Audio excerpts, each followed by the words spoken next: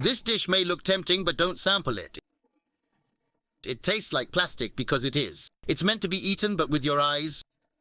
Restaurants and grocery stores often place these imitations in their displays.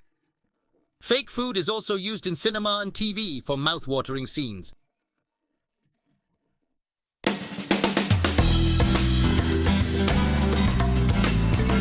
Fake food, if well made, never expires. Besides, it does not create waste separation problems. These incredibly realistic replicas come from the real product, in this case, a sea base. Excess oil is removed from the skin using a cloth. Then the fish is glued to the base of a wooden box with adhesive.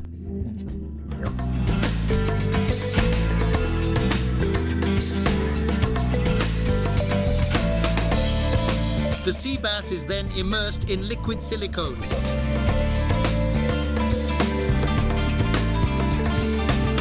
"24 hours later, the silicone has solidified.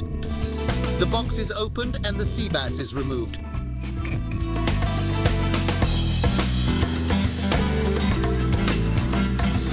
The negative imprint in the silicone will act as a mold for an infinite number of sea bass replicas. The mold is now preheated. This way, the liquid plastic that is poured inside immediately begins to solidify.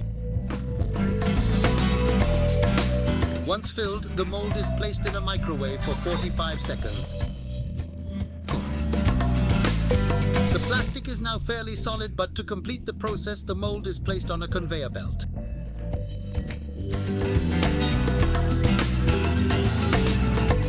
Pass beneath a lamp, whose intense light completes the plastic hardening process.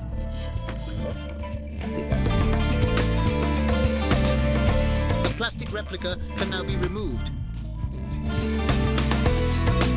Tapping generated rough edges that are cut with a pair of scissors.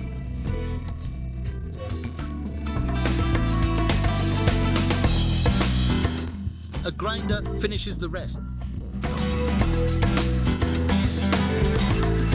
The same tool is used to define its profile. The artistic part begins. Silver paint is sprayed onto the plastic, recreating the color of the scales with a very realistic shine.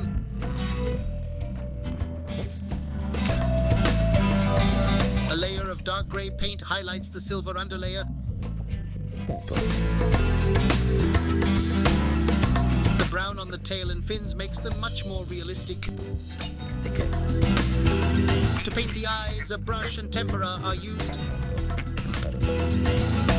These thin lines reproduce the natural fin veins and other features of the species.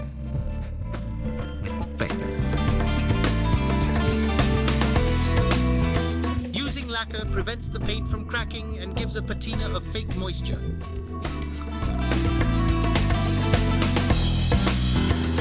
This way, the sea base will look like it was just caught. And unlike real fish, it will never give off a foul smell. In this factory, they have 3,500 fake food molds.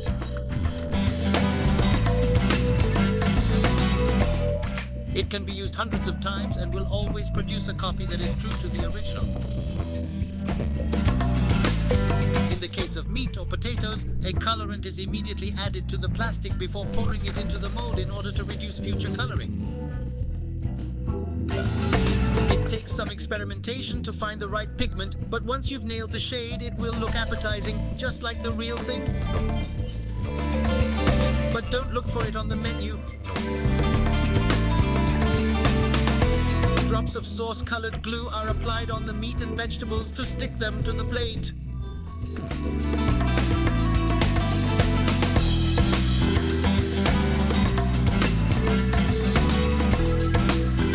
Just lift the plate to see if they perfectly fit.